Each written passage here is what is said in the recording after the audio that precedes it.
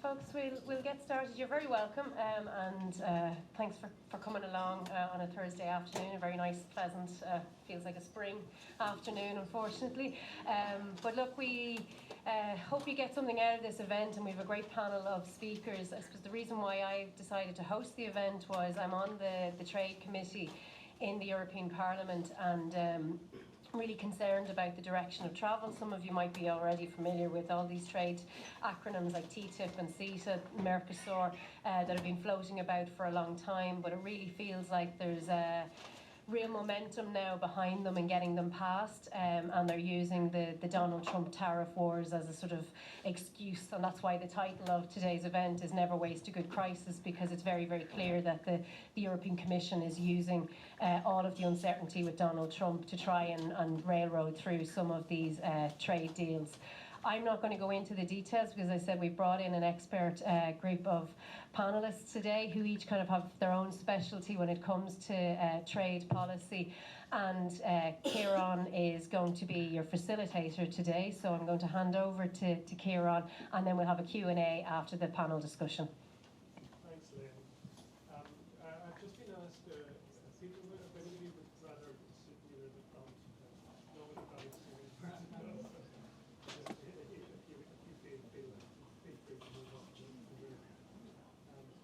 Thank you. The format we're going to take is nobody's here to listen to me. I definitely know that. So we have four people who have a lot of expertise and a lot of experience in this sector. And I'm going to go to each of them in turn, and they'll talk about their own background and their own take on what's been going on, where we are now, and then I'm going to open it up to the floor afterwards and try and get as many voices involved as possible. I'll just give you a little bit of background of the four speakers. Fergal Anderson is a farmer from Galway and one of the founders of Talamh Beá. Fergal is also a member of the international movement La Via Campesina. He's been involved in food sovereignty movements in Ireland and Europe for 20 years. Fergal is also part of the operational secretariat of Talamh Beá, with responsibility for policy development. Jean Blaylock is a coordinator of the European Trade Justice Coalition. Jean has over 20 years of experience in economic justice campaigning, mainly on trade and on food. Fred Logue is a practicing solicitor and managing partner of FP Logue LLP, a firm specialising in public law litigation. Fred acted for Patrick Costello TD in a successful challenge to the ratification by Ireland of the EU-Canada Comprehensive Economic Trade Agreement. Leah Sullivan is a Trade and Climate Policy Coordinator at Climate Action Network Europe. Leah leads CAN Europe's work on investor-state dispute settlement.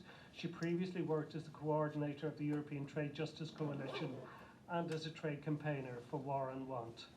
So I think I'll start with Leah. Leah, if you want to tell us about yourself. Sorry, Leah. Oh, yeah. Certainly, yeah. My name is Leah. I work for CAN Europe, which is a coalition of over 200 NGOs across Europe that are trying to raise the bar for climate ambition. I was asked to speak a little bit about the cost of EU trade deals, and climate justice requires that we see major transitions of our economy to reduce emissions and also protect carbon sinks, while also doing this in a way that is just, so aligned with our obligations to ensure the transition delivers social and global justice. But trade policy stands in the way of these transitions in some pretty fundamental ways.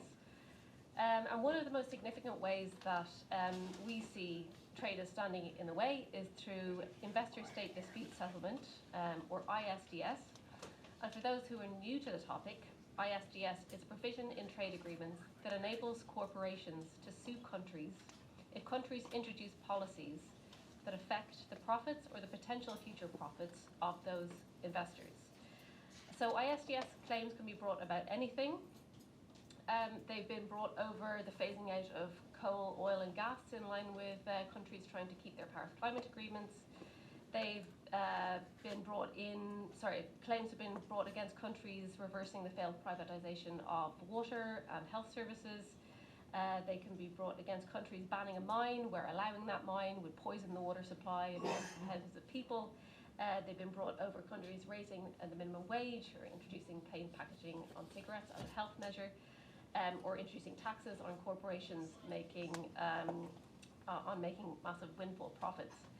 So it is fundamentally a mechanism that enables private, usually wealthy individuals to bring claims for massive sums of money against governments that are attempting to govern in the public interest, who may, in the process of doing so, affect the profits of an investor. And the claims aren't heard by ordinary courts of law, but secretive tribunals, so secretive that some ISDS claims we never even hear about. And the sums extracted from states can be enormous, and they've been increasing in recent years, with the damages per claim averaging $250 million US. And there's no limitations on the size of the claims that the corporations can bring. And there's 12 cases in which the sum awarded to the investor is more than $1 billion, which can be equivalent to like the health budget or the education budget of a country. The fossil fuel sector is the most litigious of the sectors that use investor-state dispute settlement, and we're seeing a growing number of cases of cases whereby investors are bringing claims specifically over climate measures. So that includes a case against the Netherlands by ExxonMobil, who are phasing out gas in the north of the country, that allegedly for billions, we don't know exactly how much. There's also been a claim against the UK over a coal mine that was quashed by a British High Court over climate grounds. The claims and awards for the fossil fuel sector are actually even bigger on average than those for the other sectors. So the average amount claimed by a fossil fuel investor is 1.4 billion. But the role of ISDS in climate justice is not just that they take large amounts of money from states that could otherwise be used for a just transition. There's also the chilling effect. So that is the threat of an ISDS case, whereby then a country does not make whatever policy move they might have made, which would affect the interests of the investor. So, for example, there was a case in which the French government a couple of years ago wanted to introduce a law that would have reduced carbon emissions, and then they got a threat of a case by a Canadian company called Vermilion, which meant that the law was set back by about 10 years. It's increasingly recognised as a barrier to justice in the international sphere. So the IPCC has warned against this. There's numerous special rapporteurs who've warned against this.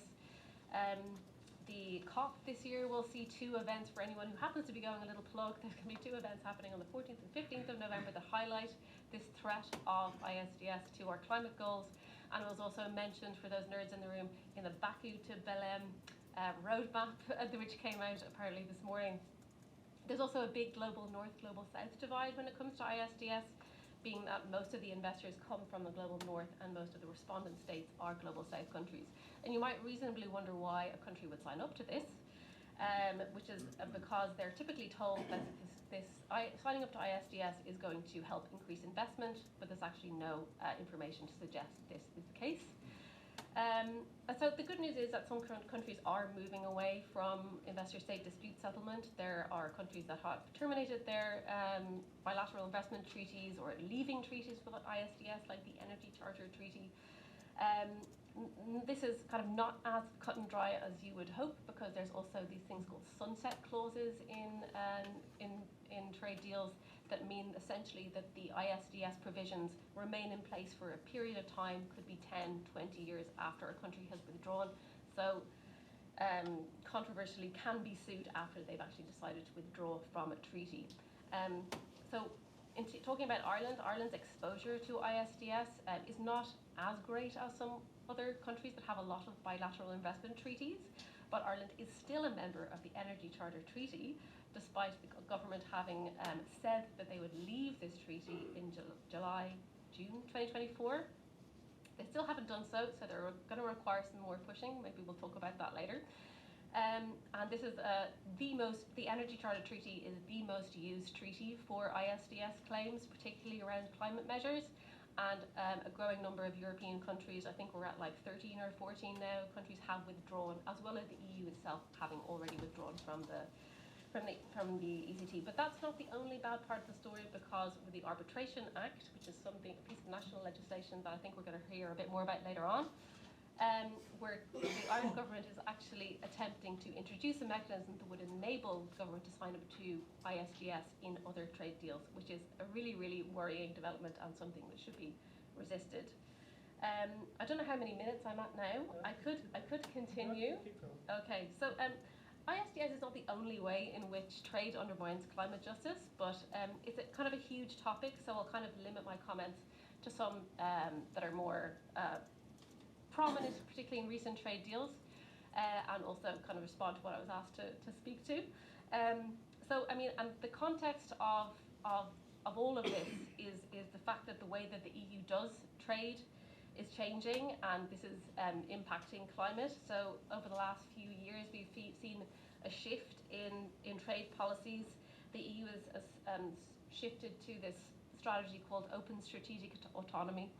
For people who are familiar with that, which kind of characterises how the EU is attempting to deal with the geopolitical tensions and shifts to a multipolar world, and kind of reflects concerns that the EU has around competitiveness and its role in the green transition. And this has kind of been given further energy by Trump 2.0's approach to trade, which is a lot of kind of threats of tariffs and bullying less powerful countries. And these kind of, what this has meant for trade and climate policy is that the EU is ramping up the pace of trade deals, so seeking more agreements faster, more willing to be flexible in terms of what they will concede on in order to secure their strategic interests. And so the EU is still struggling to finalise some of its more older kind of multilateral style deals like CETA and EU-Mercosur, which has been in negotiation for 23 years or something. We have seen a raft of free trade agreements with New Zealand, Indonesia, Mexico, India, Thailand, Philippines, Malaysia, and the UAE, to name some. And so, but yeah, we're basically seeing a big shift away from these multilateral deals because they are a little bit harder to get over the line, to a range of instruments that include FTAs, but also smaller sectoral deals, sort of like mini deals that can pass by without too much public and parliamentary scrutiny. And are also sometimes launched without proper consultation or impact assessment. So this is something that is quite concerning. The Commission is also resorting to some sort of strategic tricks to get some of these deals over the line. So splitting, for example, the EU-Mercosur deal into a political part such that they don't have to get an absolute majority in the Council. They can get a qualified majority, or sorry, no countries can fundamentally veto the EU-Mercosur deal, and parliaments at national level don't have a say. And these kind of mini deals are then focused on the sectors that the EU deems as particularly strategic, so digital, critical raw materials, because the EU is heavily dependent on imports of critical minerals for the green transition. And then one of the kind of recent versions of this type of thing is called the Clean Trade and Investment Partnership, which is a nice name.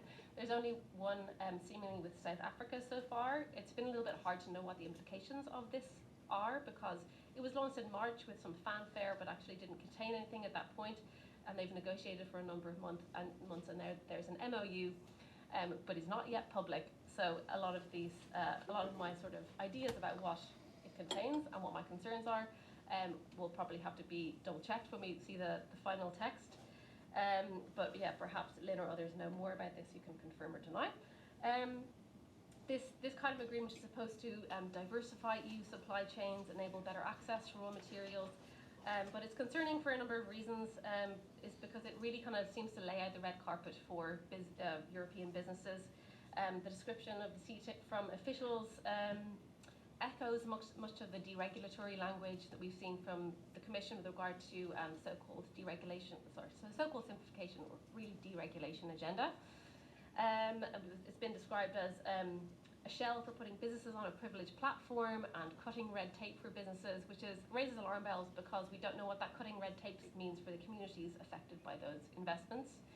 and also any deal involving something called regulatory cooperation should also ring some alarm bells, because when we saw this in TTIP and CETA, this meant fundamentally businesses having prior access to be able to co-create regulation that would suit their interests. The CETA with South Africa involves an investment package of €12 billion, which includes financing to progress strategic projects, including green hydrogen, which is concerning because there's already been lots of very detrimental impacts of the EU's green hydrogen push in South Africa documented, and the voices of those communities is totally absent in the kind of EU policy discussion, and also because the EU is in the process of weakening its own definition of what counts as green when it comes to hydrogen. And it's potentially going to change it in a way that increases reliance on fossil fuels. So in terms of broadly impacts on climate, when it comes to what the EU is willing to sacrifice in order to get deals over the line, fundamentally that's a lot of climate policy, the European Green Deal that was launched with a lot of optimism a few years ago. We've seen that in the trade deal with Indonesia, which has been condemned as reinforcing an extractive model that implicates a lot of deforestation. Similarly, with the Mercosur deals, expected to exacerbate trade in harmful products linked to deforestation. We've seen sort of mechanisms introduced in the EU-Mercosur agreement, the rebalancing mechanism, which would see Mercosur partner countries having some say over EU policy, and most prominently in the EU-US so-called trade deal, which is a framework agreement which was reached without any proper process, consultation, and some say very little negotiation, more just capitulation on one side at least. The US is a country that has left the Paris Agreement. The text of the framework agreement says that the EU is going to commit to buying $750 billion worth of US fossil fuels, and the US in the text has in its crosshairs some of the EU's green sort of legislation, including the methane regulation, deforestation regulation, and the carbon border adjustment mechanism. So any hope that we might have that the European Commission would push back against this from the EU, from the US, who are determined to get their way, in some sort of way, like the US agreement is not binding, but they've made clear that they will want to get their way on these things that they've allegedly been promised. So our hope that the Commission might push back on that is challenged by the big deregulatory push that we see at the Commission in general, in which the Commission is pushing through a series of omnibus laws. Omnibus means like it's a law that changes a bunch of other laws at the same time, in loads of areas: chemicals, renewable energy, corporate responsibility. I'm sure there's experts in the room who know much more about this than I do. And fundamentally, what all these developments mean for the climate is that our climate goals are being subsumed to geopolitical interests and using trade as a mechanism to do so, and trade is being used to justify this deregulatory agenda. In terms of what we can do about it, I think there are very concrete things that we can do about ISDS at both the national and international levels, and on EU-Mercosur, but I feel like I've taken up a lot of time right now, so I'm going to pass on to someone else. I think a lot of people would be interested in your own point of view as a working farmer and your background with Talabia and La Via Campesina. So I'll let you make your opening statement. Thanks. Yeah. As you mentioned, I'm from Talabio. Talabio is a farmers' organisation based in Ireland. We're also members of Via Campesina. Via Campesina is an international movement of farmers, probably the biggest organisation that nobody's ever heard of. There's over 200 million members internationally. And so when I'm sitting here talking about trade, all those 200 million farmers also agree with what I'm saying. That's something to bear in mind. So it's a huge mass social movement. We're against Mercosur as Talabio, but that's nothing special for a farmers' organisation. Every farmers' organisation in Europe is opposed to Mercosur. And there's a letter, I have it here, from Copa Cogeca and European Coordination Via Campesina against Mercosur. That's very unusual to have those two organisations agreeing on something that maybe that illustrates how strongly farmers' movements in Europe feel on the Mercosur issue. It's not the first time that farmers' groups would have been let down, or that agriculture has been let down by global trade systems. And I think it's important for us to go back a little bit and see where we stand, because I mean, we can focus on the minutiae of what we're facing at the moment, but we're operating within a global trade framework which is deeply, deeply flawed, and we need to go to the roots sometimes to eradicate or to fix the problems that we're dealing with. Via Campesina was established in 1993, and that was the same year that they were negotiating the agreement on agriculture through the WTO. The agreement on agriculture basically was an attempt to lower tariff barriers and lubricate international trade in agricultural goods. The Via Campesina emerged from an agreement between European farmers, farmers in Southeast Asia, and farmers in Latin America, that this new agreement on agriculture was a threat to all of them, a threat to all of their livelihoods, all of their ability to farm, to practice their forms of agriculture, their very diverse forms of agriculture, in peace. The reason being that it's based on the logic of comparative advantage. And comparative advantage essentially says we should just produce whatever it's cheapest to produce in a certain place, we produce that in that place, and then you trade with somebody else. So if it's cheapest for us to produce dairy here, we just produce dairy and nothing else.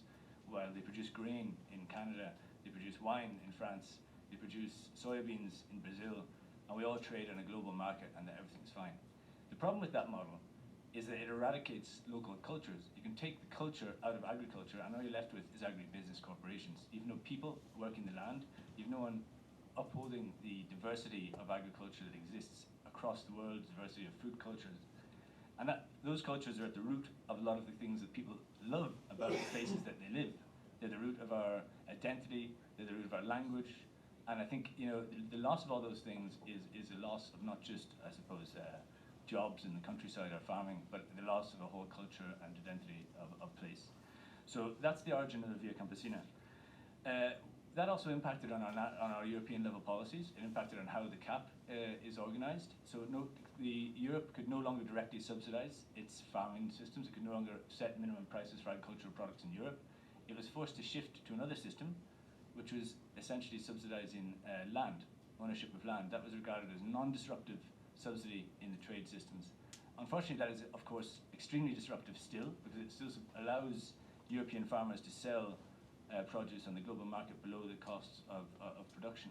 And I mean, if you can imagine, if you're a country like Senegal or Mozambique, you're no longer allowed to directly defend your agricultural markets against cheap imports, because you're in the agreement on agriculture, and your market has now been flooded by goods which are coming from somewhere which can afford to subsidise its farmers, can afford to retain that rural livelihoods on the basis of those subsidies. And we know that those subsidies are the backbone of the Irish agricultural economy and most European countries' economy. That's the common agricultural policy.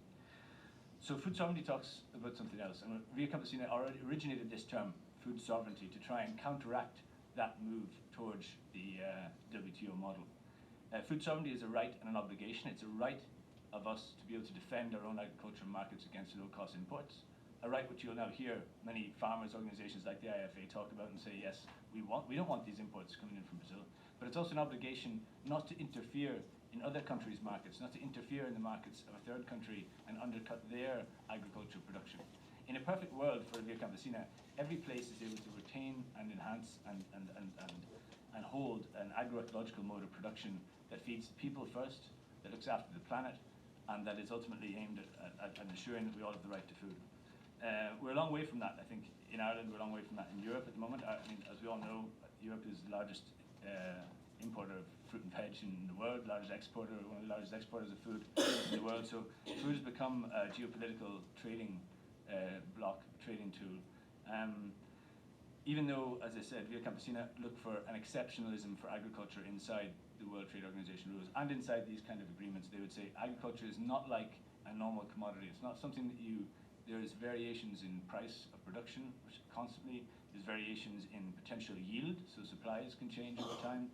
And in some of the ways that can also be impacted by agreements like Mercosur are that, even if this is only a small increase, for example, in the Mercosur agreement, it's only a small increase, 1.5% and 2% perhaps in the amount of beef coming into the EU market. when that beef arrives or when that grain arrives is very important, because it can arrive at a point where there's a surplus in the existing market, and it can artificially lower the prices for farmers. So like, it's in further destabilizing an already unstable marketplace for farmers. And the last thing that farmers need, if we want them to undertake an agroecological transition, is an unstable marketplace. They need stability. And I think for us, that's one of the ways of unlocking a lot of the multifaceted problems that we're facing at the moment. You want farmers to undertake an agroecological transition, which is going to potentially cost them money and raise their production costs. But the best way of doing that is to ensure that they have a price which covers the cost of production, ensures they get a fair price for their produce first, and ensure that there's a guarantee that that price is going to continue into the future. For Ireland, and this is something I want to raise here, I mean, we have to recognise that we have bought into this kind of global capitalist agricultural model. So we have a heavily industrialised, heavily input dependent, and nearly 100% export oriented agricultural model. We have no local food systems in Ireland to speak of. As I'm a farmer myself, and I'm very much in the minority by supplying the local market in Ireland. We're doing a bit of research at the moment. We reckon there's maybe 500 farmers who are supplying local markets in Ireland, the domestic market. Why have we ignored the domestic market? It just to supply the international commodity market with food. That's our responsibility. We have to begin to recognise that, and recognise what the problems that it brings us in democratic level as well, in terms of how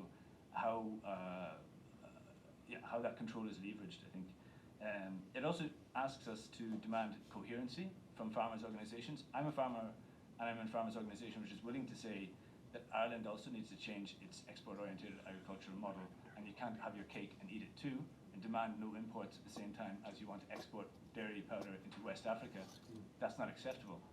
I would ask you to ask the other farmers' organisations to reflect on that as well, and to see if we can design an agricultural model in Ireland which doesn't have those negative impacts on third countries. I think that's one of our responsibilities, given our history. The last thing, I suppose, the Common Agricultural Policy, for us that is still the best way of managing and rectifying the problems that we have in Europe. The European Coordination Via Campesina talked about market regulation. We need to start talking about managing supply, managing distribution, managing costs, cutting the dominance of large retail chains, which we know are strangling farmers across the continent. So the CAP is the main tool that we have to do that work. And I suppose for us, an opposition to Mercosur is only part of the picture, because all those problems are interconnected. And we're already living in a time where the countries are no longer following the rules that they've signed up to, in international trade rules. I mean, and the countries that are actually breaking those rules are sometimes breaking them in the interests of their own citizens. And like, unfortunately, it's not. They're not doing it from necessarily the countries that are doing it. I'm going to name, say, India, for example, or Argentina, who would be protecting their own stocks or applying export duties on grain, for example, in the case of Argentina, are led by right-wing, reactionary, anti-democratic forces. Okay, we don't want to see those policies being applied by reactionary, right-wing, anti-democratic forces. We'd like to see them being applied in the interests of the citizens and population of Europe and of Ireland. And I think we need strong leadership for that to begin to happen. We need to be able to speak out and say that that is what's required, and not leave that space to those, like what I call the anti-democratic forces. I'm trying to say the far right, some people call them, but I'd say the anti-democratic forces. I think the danger of that, again, is that if rural communities are abandoned, and if they feel abandoned again and again, and this is not the first time that these kind of problems have occurred, and if there is no democratic way for them to address the problems which they face, they will drift, and they will drift here in Ireland as well to demagogues or people that will promise them the earth, and perhaps those people will be able to help them because they will take those actions. But I mean, we've just got to recognise the problem that we're in, and I think act in Ireland's best interests as well as within the European framework. So we can add more. Fergal, thanks. That was an excellent contribution, eye-opening in many ways. I apologise for the brain fog earlier. No worries. Trade policy at the minute is in the middle of a paradigm shift. The orthodoxies that have existed for many decades now are facing a wrecking ball, and the face on that wrecking ball is Trump, but it's not just Trump, as I mean some of the things that have already been said have outlined. And because we're in the middle of that paradigm shift, it's totally not clear what's actually going to be the outcome. I'm sure when people come to write the history in 50 years' time, they'll say it was clearly a trajectory towards this, but at the minute, it's not very clear. So yeah, I am partly Leah has covered all of the detail for me, so I feel relaxed to be able to take a step back and talk about this maybe more at a conceptual level. And the first thing I'm going to do is draw a distinction, and sorry, because this is going to seem really basic. It's a distinction between trade and trade rules, because they're not the same thing. Trade is human, trade is part of life. I make something better than you do, you make something better than me, we trade. I mean, in the positive view of trade, that's what every community in its own corner of the world trades to access the goods, the resources, the skills that it doesn't have at its own fingertips. You build up networks, you exchange information, you share knowledge, progress happens, civilization grows, yay! Everything is good. Except obviously trade has always had a somewhat more sinister side. Exchanges that are not voluntary and freely made at the point of the spear, the gunboat. What grows is not civilization, but empire and colonialism. And trade rules tend to be more on the dark side. Trade rules tend to be enforcing the rich and powerful being able to get what they want. You know, from the point where, you know, back in the day, the British warships show up off your coast and they tell you, well, the rules are you're trading with us or we're invading your country. That's one of the origins of trade rules. Usually they're not as blatant as that. You know, in the last 30 years, what we have been facing is neoliberal trade rules. And they have a benign mask which says, we're about growth. It will be a rising tide that lifts all boats. That's what we're here to deliver, despite the fact that trade deals very rarely actually have any effect whatsoever on growth, minuscule effect, if anything. What they have been an effective thing at doing is enforcing that neoliberal outlook, the market-driven, trickle-down approach to economic and social policy. Because if you look at what's actually in the trade deal, and they tend to be like these tomes, hundreds of pages of dry, legalistic impenetrability. But within there, you have all of these sorts of provisions that will determine how you can run your public services, what level of environmental standards you can have, what type of food standards you can have, what type of planning laws you can have, what prices you're going to be charging for your medicines. And you're like, what are these things doing in a trade deal? What's that got to do with trade? And it's like, not necessarily anything very much, but it's a really convenient vehicle, because what trade deals have become over these years is a tool for deregulation, privatization, all of the kinds of measures that if you introduce them directly in Parliament into public discourse will be very controversial. They will be resisted. There will be a battle. Sadly, over the years, we have lost too many of those battles, but sometimes we win the battles. It will be a struggle. It's not a done deal that they're going to be able to get what they want, the corporate interests, out of these things. But if you take those measures and you introduce them into these trade negotiations that are just happening over here and nobody's really paying attention, and it's full of jargon and acronyms, and it's just about trade, isn't it? I mean, what's that got to do with it? And then you get them signed and sealed into the trade rules, and then a little while later the government official says, oh, I'm so sorry, you know, I would like to be able to help, but my hands are tied. It's the trade rules. The trade rules will not let me improve the food standards. The trade rules will not let us renationalise this completely disastrous privatisation. but it's completely out of my hands. It's in the trade rules. It's like, well, no, it's because we chose to write them into the trade rules. But trade is really good for that because trade, unlike most other areas of international law, has teeth. It is powerful. There are consequences. If you break the climate rules, shrug. If you break trade rules, at least until recently, there are consequences. And the ISDS system that Leah was talking about is one of the ways of enforcing that. So for 30 years, that's been a very successful paradigm. Starting with the WTO, World Trade Organization, moving later into the era of FTAs and the mega trade deals, this has been a tool for the economic system that we've been living in. And the effect? Some corporations and some billionaires have got very, very rich. And otherwise, it's been a key part of the world that we are living in which so many decent jobs have been lost, work has become precarious, public services are broken, inequality over those 30 years has massively increased. It is the world that leads to the rise of the far right. It's the world that Focus was talking about. People will drift and look for the demagogues who will promise them the things that we want. It's a world that leads to somebody like Trump who will say the trading system is broken.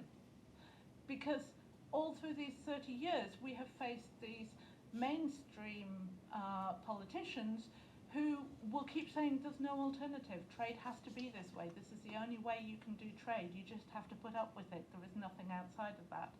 I mean, I remember going to talk to too many MEPs and social democratic MEPs in Brussels when CETA was going through the system.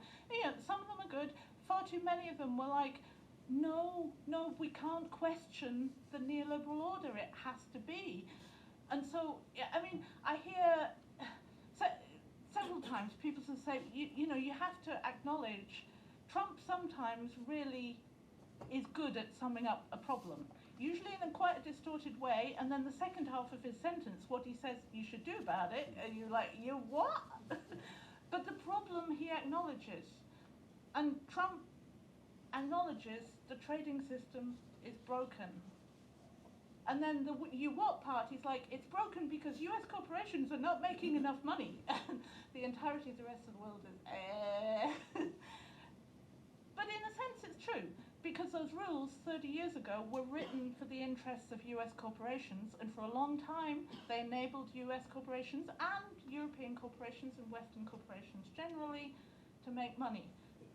Till eventually Chinese corporations, who the rules were deliberately written against them, but eventually they managed to break into the system and make more money. At which point, this is what Trump's approach, because Trump basically is going back to the gunboats.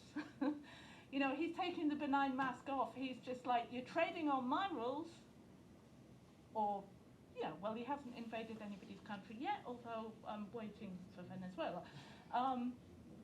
But his view of trade is completely that it's about domination. It's about ensuring that the billionaires and the mega corporations and the big tech platforms and those who have can continue to have more, to accumulate. Except that's what the neoliberal trade paradigm has also always been about, but just disguised under nicer words and a smiling mask. So at the minute, we are in this clash of paradigms, but we are between a hammer and an anvil. On the one hand, we are already facing the Trump approach to trade, the EU-US trade deal that says, you do it my way, or else. But then we are also, as Lynn said in her introduction, the response to that from far too much of the establishment is the only defense against this is to defend the status quo. The only way to defend against going further down the Donald Trump route is to pass the EU-Mercosur deal faster than we were going to. It's to do more deals. It's to sign the EU-Indonesia deal. It's to sign these smaller deals. It's like the defense against the thing that caused the whole trading system over 30 years to gradually degrade is not to do more of the same. It's also not to go down the Trump route, which is basically, in my view, just leading to a corporate fascism. We need an alternative, and then this is where you're like, so, you know, what's the alternative? I mean, I have many ideas, or I have none. It is, we do need trade agreements. Okay, I'm talking, right. We can talk about this in the workshops, maybe. But in a sense, we have, at the point when systems are breaking, when you have this edifice of orthodoxy collapsing, where you're in danger of falling rubble, yes, but you also have the opportunity to build something new. So this is actually a point when, maybe more than we have in the last 10, 15 years, we have the possibility to start pushing for something new. Also because if we don't do that, we are going to end up with corporate fascism. Right, I'll leave it there. Passion is very necessary in this space, I think. Fred, do you want to make your... Here we go. So I think it's important to distinguish between two concepts, trade and investment. First, because trade is exclusive competency for the EU, so whereas foreign direct investment is not an exclusive competency, and that's an important distinction in the subject matter that we're talking about here. Because I'm not sure if people realise, but CETA is provisionally in force in relation to trade and has been for quite some time. But the problematic areas, the bits that I worked on with Patrick Costello and Donica here, who's in the audience, concern the investment part of the treaty, which the EU isn't competent to ratify on behalf of the member states. And that is where the ISDS, the Investor State Dispute Resolution System, lies in CETA, and that's kind of the bad thing. Like I just say, like, trade is as old as humanity, so trade per se is there's nothing wrong with it. And the history of Ireland is we were a closed country up until the late 50s, and by opening up our country and by joining the EU and by integrating into the international system, it actually brought us prosperity. So it's the rules and how they're enforced is actually the problem, not really trade in and of itself, in my view anyway. So what these ISDSs do is basically they're trying to take investor disputes between investors and sovereign states outside of the public law system by creating a parallel jurisdiction that is automatically enforceable without recourse to a national court. So there's no public law control or supervision over the implementation, interpretation of these treaties. So again, like international law, again, has existed for quite some time. There's customary rules, and they've been codified into what's called the Vienna Treaty. But generally, disputes under international treaties are between states, and that they're worked out politically, and it's left to the parties to a treaty to decide how they're implemented in their own jurisdiction.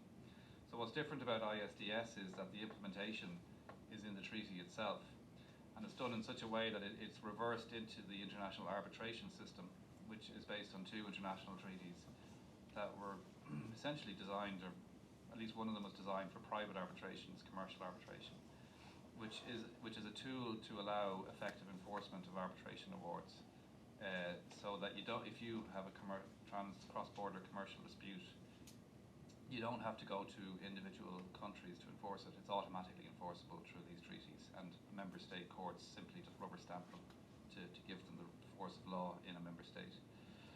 So that's the problem. So we took the case for Patrick Costello 4 or 5 years ago, and it was to stop the executive, so the government, ratifying the trade part of or the investment part of CETA just by a government decision, and it was taken on a fairly emergency basis because they were about to do it, and there's no oversight. It's just a decision that gets done, and once it's done, then you can't back out because of the the sunset clause that one of the other contributors mentioned. So once you're in for at least 20 years, and that's the end of it. So it got all the way to the Supreme Court, and ultimately the Supreme Court says the executive couldn't ratify CETA in the current, as things stood at that time. Because of this, it was a parallel jurisdiction and it was automatically enforceable, which had the effect that it ousted some of the jurisdiction of the Irish courts, which is under the Constitution, they have full original jurisdiction over all matters of law and fact. So, but instead of saying that we needed a constitutional amendment to ratify it, there was a kind of a compromise which said that the Arbitration Act could be amended to bring in some kind of enhanced court supervision over the enforcement of CETA awards in Ireland. And you know, the judge said, without wishing to be prescriptive, he said there were two minimum things that this amendment would have to satisfy. First, that the award wouldn't be enforceable if it materially compromised the constitutional identity of the state or fundamental principles of our constitutional order, or the award materially compromised our obligation to give effect to EU law, including the Charter of Fundamental Rights, and to preserve its coherence and integrity. So nobody really knows what that actually means in practice.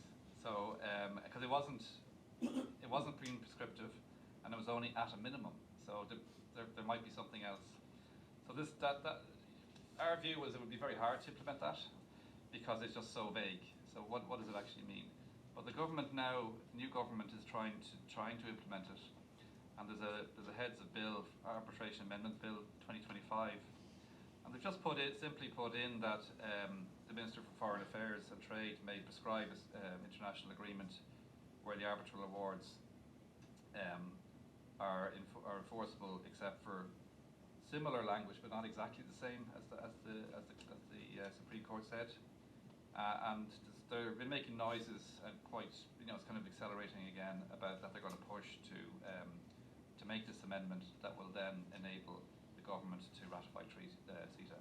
So the good thing about this now is that at least as primary legislation is needed, so it has to go through a legislative process. So we'll be forewarned of the imminent ratification, and it also means that the amending legislation itself could be challenged as well before ratification. So it kind of gives a bit of time to think about how to actually attack it. And there are certain things that were kind of left undecided, particularly around the interface between the ISDS and EU law. So at the moment, the intra-EU bilateral treaties, so were kind of ones that came in before the Eastern European countries were member states. They were there pre-existing. They've more or less been ruled to be contrary to EU law because they oust the jurisdiction of the Court of Justice to interpret EU law, and the enforcement of those awards has been ruled to be contrary to EU law. Even still, they're being enforced outside of the EU, and that's the real issue with the Costello judgment. It doesn't deal with enforcement outside of Ireland. So how do you ensure that the constitutional identity of the state is protected when an award is enforced somewhere else, like the US or anywhere else? It was kind of a compromise. It was a split court. It was not a very coherent rationale for why the case succeeded, and this may have been just something that was needed to get one judge to go in favour of preventing its ratification. So it's not. So the Costello judgment wasn't the final word on it, and the way things are going, it may actually come up again. But we'll see. And the other thing I just want to say to the audience is that there's kind of there's a huge attack on the rule of law in Ireland and across the developed world. It's all kind of going in the same direction. It's kind of undermining the rule of law. It's undermining public access to justice, and we're seeing it particularly in my area, planning and environmental law, where the government is trying to make it much more difficult for ordinary citizens or NGOs to go to court to protect the environment, but based on fairly flimsy anecdotal evidence. So, you know, there's a different audience in this room that I'd be normally talking to, so I'd encourage people to form coalitions, because I think environmentalists, workers, immigrants, farmers, all have a common interest in protecting the rule of law. And in the same way that these attacks on access to environmental justice are taking place, the kind of promotion of ISDS is also an attack on